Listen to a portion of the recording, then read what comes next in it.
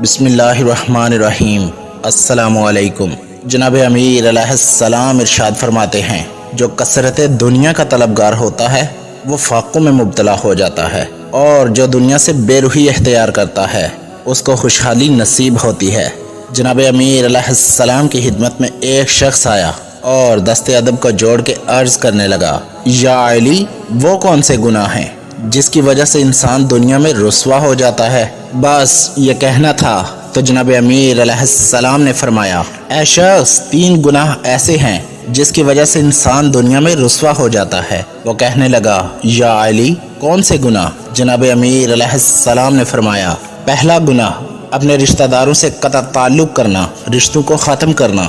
دوسرا گناہ لوگوں کی امانتوں میں خیانت کرنا، اور تیسرا گناہ جھوٹ بولنا، لوگوں کی شخصیتوں میں عیب تلاش کرنا۔ یاد رکھنا، جو انسان یہ 3 گناہ کرتا ہے وہ دنیا میں رسوا ہو جاتا ہے، دنیا اس سے دور چلی جاتی ہے اور آخرت میں بھی اسے سخت عذاب ملتا ہے۔ اے شخص، تم اپنے آپ کو ان 3 گناہوں سے بچا لو، اللہ پاک تمہیں دنیا میں رسوائی سے بچا لے گا۔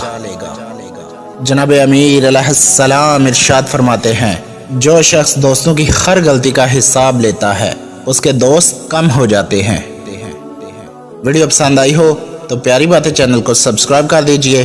شکریہ۔ فی امان اللہ۔